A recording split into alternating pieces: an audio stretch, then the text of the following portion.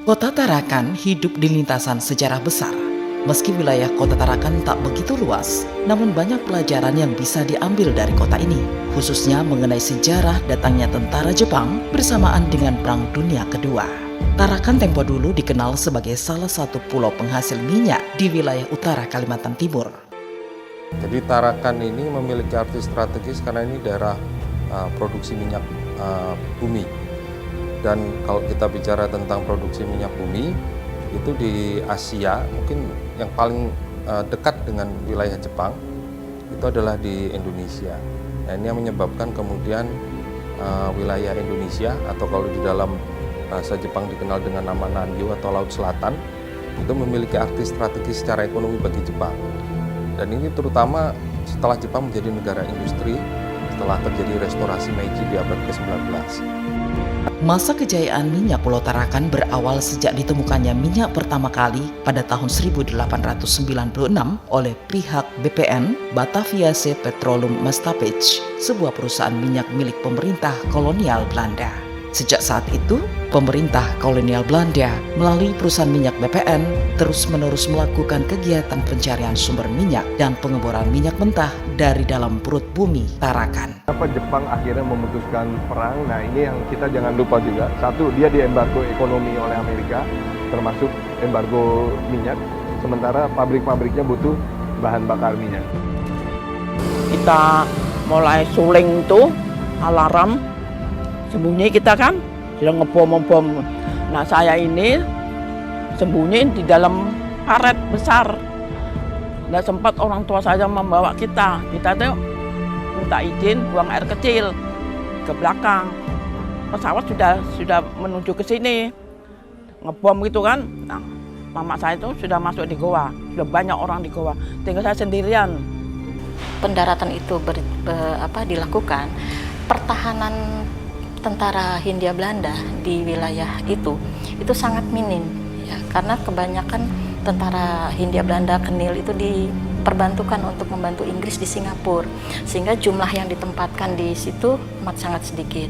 Ditambah mereka tidak menyangka serangan itu atau pendaratan itu dilakukan dari wilayah timur, jadi mereka konsentrasinya tuh di wilayah barat itu. Di pantai inilah mereka turun pada tanggal 10 Januari sampai dengan 11. Pada tanggal 11 itu dia tidak bisa mendarat, pada tanggal 11 itu baru mereka bisa mendarat di Pulau Tarakan melalui Pantai Amal ini. Karena waktu itu tanggal 10 kan masih pasang, begitu surut mereka tanggal 11 itu mereka nyerbu. Pertempuran besar terjadi di sini antara 11 dan 12. Kegiatan penambangan minyak di Pulau Tarakan oleh pihak Belanda sempat terhenti akibat adanya invasi pasukan tentara Jepang yang menyerbu ke Tarakan pada tanggal 11 Januari 1942. Jepang ketika itu sebelum melakukan penyerangan ke Pulau Tarakan telah menguasai hampir seluruh negara di Asia Pasifik. Indonesia tidak terkecuali juga menjadi target yang ingin dikuasai Jepang. Untuk mewujudkan ambisi imperialisme Jepang, maka Pulau Tarakan dipilih sebagai target pertama penyerangan. Jadi ketika mereka mengetahui bahwa kubu-kubu pertahanan ini tidak berfungsi dengan baik, mereka akhirnya memutuskan untuk melakukan bumi hangus. Itu karena memang tidak mungkin lagi Tarakan itu dipertahankan dan pasti jatuh di tangan Jepang. Bumi hangusnya berhasil, itu sampai 70% fasilitas produksi dan penyimpanan minyak itu semuanya dihancurkan oleh pihak Belanda. Akhirnya meninggalkan Tarakan, praktis sebetulnya proses produksi itu terhenti. Tapi Jepang dalam tempo nggak sampai 3 bulan itu bisa memulihkan produksi sampai ke tingkat yang mereka perlukan. Tidak seperti sampai ke tingkat sebelum terjadinya serangan Jepang, tetapi mereka bisa memulihkan sumur-sumur pompa dan berbagai macam fasilitas penyimpanan, paling tidak untuk memenuhi kebutuhan minyak mereka. Salah satu alasan mengapa Jepang memilih Tarakan sebagai target utama penyerbuan karena Pulau Tarakan telah diketahui pihak Jepang kaya sumber minyak yang sangat dibutuhkan Jepang untuk menggerakkan mesin perang dan menghidupkan mesin industri dalam negeri Jepang.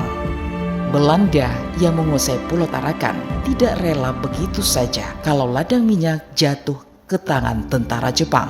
Pasukan tentara Belanda berjuang mati-matian mempertahankan Pulau Tarakan dari gempuran pasukan tentara Jepang. Pokoknya makanan habis, tidak ada sudah orang berani berjualan ke zaman itu. Ada kedapatan orang menjual kain 1 meter, nyawanya habis, potongnya. Kedapatan tembakau 1 lempeng, nyawanya habis. Pokoknya tidak ada, pokoknya Jepang merajalela lah. Jadi penyiksanya sama orang kampung itu luar biasa selama dia 3 tahun 8 bulan. Nah waktu dia kalah, itulah orang Kidung banyak membunuh, balas dendam. Bukan sekutu yang kasih habis. Yang kasih habis orang kampung. Pertempuran hebat yang terjadi antara pasukan tentara Belanda dengan Jepang selama kurang lebih 2 hari berakhir dengan kemenangan pihak Jepang. Setelah berhasil menguasai Pulau Tarakan, Jepang berusaha memulihkan seluruh ladang minyak yang telah dibumi hanguskan Belanda dengan mendatangkan tenaga buruh dari Pulau Jawa. Kebutuhan logistik Jepang di daerah-daerah yang dikuasai, termasuk Tarakan, itu ya serba sulit. Makanan dijatah, apa dijatah, pencatuan ya, ration dengan ration card. Nah, karena apa? Ketika sekutu mulai mengambil inisiatif sesudah pertempuran di Solomon, Guadalcanal, dan pertempuran di Midway, pengeboman dan gangguan-gangguan keamanan, operasi angkatan laut sekutu, kapal selamnya menenggelamkan kapal-kapal Jepang itu kan mulai masif di mana-mana, dari Teluk Benggala sampai ke perairan Formosa, Taiwan. Jadi termasuk wilayah Hindia Belanda, Selat Makassar, Laut Jawa pun tidak aman. Jadi praktis memang usaha untuk memperbaiki kondisi kehidupan sulit. Pada awal tahun 1944, Jepang akhirnya berhasil memperbaiki ladang minyak yang disabotase Belanda dan memproduksi minyak 350.000 barel setiap bulan. Pasca Perang Kemerdekaan, kegiatan eksploitasi minyak dan gas di Pulau Tarakan terus berlanjut yang dilakukan perusahaan milik pemerintah Pertamina. Selama puluhan tahun, di bawah era pemerintahan Orde Baru, jutaan barel minyak mentah dan gas Tarakan diekspor. Luar biasa, jadi bahkan di tahanan-tahanan Jepang itu, masyarakat yang ditahan karena pelanggaran-pelanggaran kecil saja sudah ditahan, itu kadang-kadang disuruh makan tinjanya. Dan yang dipancung juga tidak sedikit. Kemudian penderitaan kaum perempuan juga kadang-kadang menjadi pemuas seksual tentara Jepang. Seiring dengan perjalanan waktu, masa keemasan minyak Tarakan berangsur-angsur meredup. Persediaan kandungan cadangan minyak di Pulau Tarakan semakin menipis yang ditandai ditutupnya sejumlah ladang minyak karena sudah tidak dapat berproduksi lagi. Saat ini, proses pengeboran minyak mentah dan gas di Tarakan masih terus berlangsung yang dilakukan PT Medco EP dengan mengelola sebanyak 58 sumur minyak, namun tidak semua berproduksi. Hanya ada 29 sumur yang aktif, kebanyakan merupakan sumur tua. Sekutu itu mulai menguasai Jayapura dan Biak itu tahun 44. Kemudian masuk ke Morotai, dari Morotai dibagi 2. Tentara Amerika dan Filipina kembali untuk merebut Filipina, tentara Australia kebagian tugas merebut sumber-sumber minyak di Tarakan, Balikpapan, Brunei, dan Tarakan. Bagian sana itu kantor-kantor sana di Lingkas sana ya kan. Nah di sini ini ya pesawat-pesawat biasa gitu kan. Ada juga yang ngebom, ada juga yang enggak ya kan. Gitu ya tidak sampai 1 jam lah. Ada setengah jam lewat gitu, berhenti sudah kan.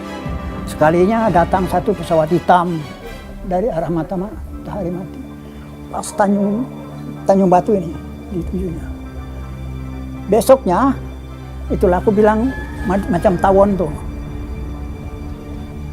4 bersusun begini, badan 2 di bawah, paling bawah, badan 2 pesawat itu. Nah, tapi dia ngebom, ndak hancur Tarakan ini, ndak ada ndak meledak, banyak ndak meledak.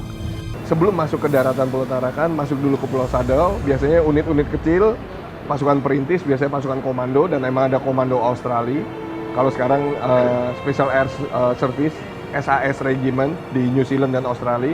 Nah itu mereka masuk, berikut engineer ya, teknisi, tentara Zeni, untuk membersihkan pantai pendaratan. Karena tank akan masuk, truk-truk akan kendaraan angkut, buka rem, kemudian kendaraan-kendaraan perang turun, pasukan turun. Nah, pesawat pengebom dikawal pesawat-pesawat tempur, bom, strafing, sasaran di darat, sesudah tidak ada perlawanan, laut, sesudah laut dibersihkan dulu pada pendaratan, sesudah itu baru pasukan masuk, beaching.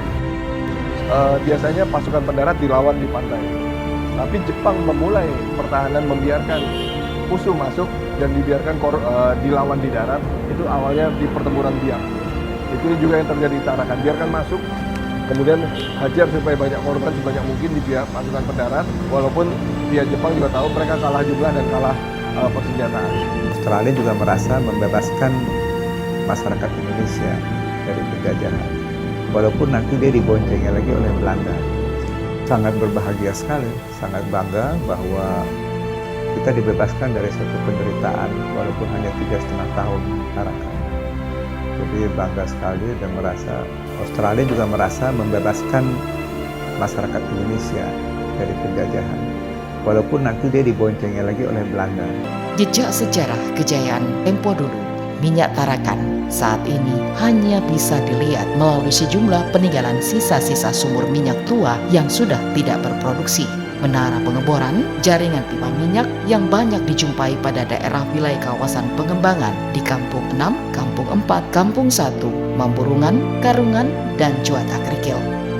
Agar Tarakan sebagai kota minyak tidak kehilangan jejak sejarahnya, dibangunlah sebuah museum perminyakan untuk menyimpan dan mengoleksi benda-benda yang berhubungan dengan aktivitas kegiatan pertambangan minyak di Pulau Tarakan dari masa ke masa. Diawali sejak penemuan minyak pertama kali oleh pihak BPN Belanda, berlanjut ke periode masa pendudukan Jepang hingga pasca setelah Perang Kemerdekaan.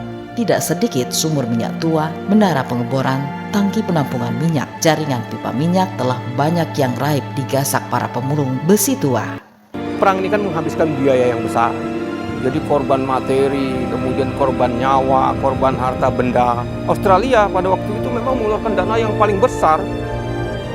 Bayangkan 20.000 pasukan dia berusaha untuk, di situ kan ada korban jiwa hampir 200 lebih, hampir 300-an lah itu tentaranya itu kan. Nah kemudian juga mengerahkan berbagai macam peralatan militer. Tetapi setelah itu kemudian mereka tidak menguasai kan. Setelah Indonesia merdeka, mereka kan pulang semua. Nggak sempat kan mengelola ladang minyak itu. Bunker ini fungsinya sebagai pengintai sebetulnya. Nah, melihat secara detail sebetulnya bangunan ini, dia di samping dia sebagai pengintai, juga sebetulnya di beberapa sisi di sini itu juga dilengkapi peralatan senjata yang laras panjang. Nah itu, tapi secara khusus memang ini lebih dominan kita sebut sebagai bunker tempat pengintai. Makanya ini sengaja dibuat terbuka. Bagian depannya itu dibuat terbuka untuk menjangkau pandangan-pandangan kita sampai ke perairan. Ya, tetapi tempat ini dibangun oleh Belanda itu di tahun-tahun 1939. Jadi ada kaitan pembangunan basis-basis pertahanan ini dengan isu-isu permulaan ekspansi Jepang di Asia, termasuk Indonesia. Itu jenis fabricate house ya, rumah yang siap bangun, yang dibikin sekutu. Kalau kita lihat banyak juga dibangun Amerika di wilayah Papua Nugini, Biak, Jayapura. Itu ya digunakan untuk barak, untuk gudang, untuk berbagai keperluan. Karena cepat tinggal diplester bawahnya, kemudian di atap lengkung dari bahan-bahan yang sudah siap pasang. Kan terkenal Amerika punya CB ya, Korps Zenit, Korps Teknik Angkatan Lautnya. Nah itulah yang salah satunya dibangun di Tarakan. Indonesia itu adalah daerah produksi ya. Jadi artinya kita harus selalu waspada bahwa setiap saat itu sebetulnya kepentingan-kepentingan dari luar itu bisa mengancam kedaulatan wilayah Indonesia. Nah itu terbukti ketika itu apa yang terjadi di Tarakan ya. Dan memang ketika itu wilayah Tarakan dan Indonesia secara keseluruhan belum berada di bawah pemerintahan orang Indonesia sendiri. Tetapi hal yang seperti itu bukan tidak mungkin terjadi di masa yang akan datang. Jadi saya kira kita perlu memikirkan bahwa pengamanan ataupun keamanan di daerah-daerah produksi itu harus diperhatikan dengan sedemikian rupa. Apalagi daerah-daerah produksi ini banyak yang ada di daerah paling depan dari wilayah-wilayah Indonesia. Raibnya beberapa benda-benda yang ada hubungannya dengan aktivitas perminyakan di Kota Tarakan pada masa lampau patut disayangkan, sebab benda-benda tersebut kebanyakan peninggalan Belanda dan Jepang yang memiliki nilai sejarah dan dapat dijadikan sebagai bukti kepada generasi anak cucu Tarakan bahwa sebutan Kota Tarakan sebagai kota minyak bukan sekedar julukan, akan tetapi memiliki makna nilai sejarah.